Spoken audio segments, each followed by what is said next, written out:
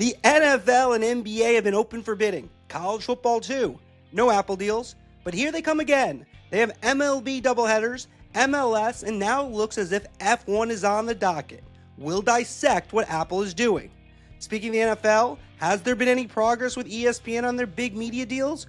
We'll move the ball down the field a little. Plus, we've got a plan for MLB for its future rights. And Beef of the Week, Sally Jenkins versus John McEnroe. Oh, it's a feel-good midsummer sledgehammer edition of Marchand and Meterparel. Everybody loves sports media. As always, great to see you, Meet. Great to see you too, Marchand. Just back from the Billionaire Boys Camp in Sun Valley.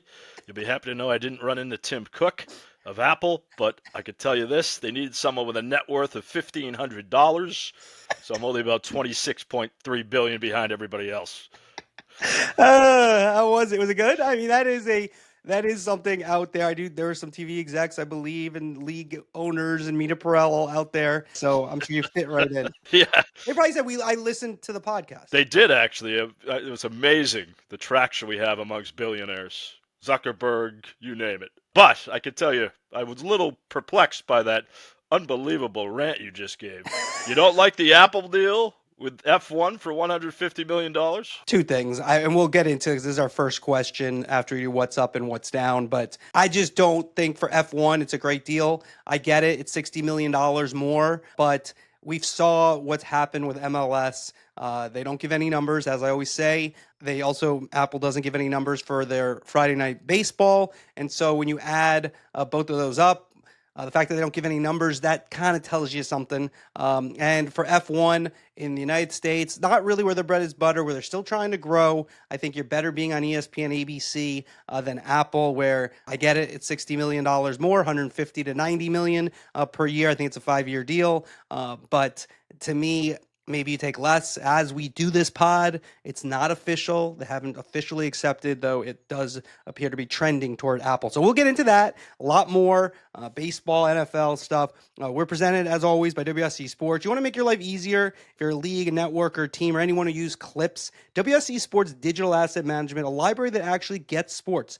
WSC uses AI tags for each player and play type the moment a clip comes in. So news breaks, digital asset management will make it so you can find the perfect clip in minutes, not hours. Check it out at WSCsports.com in the show notes. We're a twice weekly podcast. Rebecca Lobo is the main event on Thursday. And then if you want to subscribe, full podcast, AndrewMarchand.com, AndrewMarchand.com.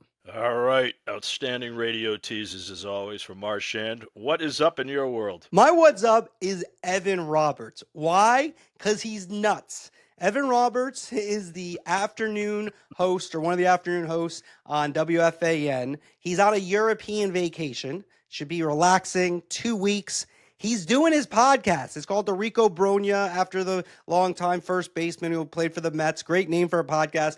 I'm giving him a what's up, even though I think it's crazy, because of the passion. They were talking about it on the radio the other day with Boomer and Gio was saying that's the last thing I would be doing. I'm kind of with him, but I think when you talk about people who are on sports radio, you got to be passionate. Evan Roberts is showing that passion, but nuts. Absolutely crazy. Doing this because it's 3 a.m. I think he's doing these podcasts. I've been there where you do a podcast overseas sometimes. It's not easy. You got to find, maybe he's getting a separate room because he better not be in an Airbnb or a hotel yelling out about the Mets reliever situation. You better find a quiet space so you're not waking everyone up, Evan Roberts. But you get my what's up for being crazy. All those Europeans clamoring for Edwin Diaz news. Yes, he is nuts. But I will tell you my what's up. The great Charles Barkley appeared on Dan Patrick's show from not Sun Valley, but Lake Tahoe in the American Century Championship. Let's listen to Charles with a story about Larry Legend, Larry Bird. Which one of you gonna come in second place? Dan? It was over. I'm sitting around. Nobody said nothing. It was one of the best scenes I've ever, I'm looking around. I'm not in the contest, so I can't say anything. Nobody said a word. And I said, man, I wish we had casinos. We could bet on the Larry Bird gonna win this 3-point shooting contest.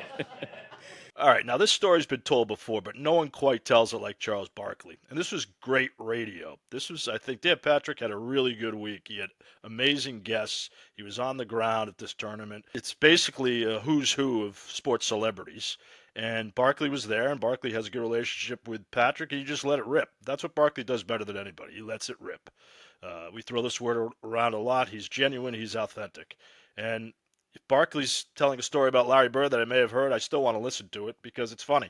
And he somehow adds his Barkley flair to it. So Barkley and in association with the Dan Patrick Show, get a what's up. All right, before we get to the what's down, if you want to listen to the rest of the podcast, andrewmarchand.com, andrewmarchand.com. Twice a week, a podcast. We have Rebecca Lobo on Thursday. We got some great guests lined up here in the summer months into the fall. And then last week, very fun one, Tyler Dunn, who started his own Substack 5 years ago and has been very successful. So andrewmarchand.com, twice weekly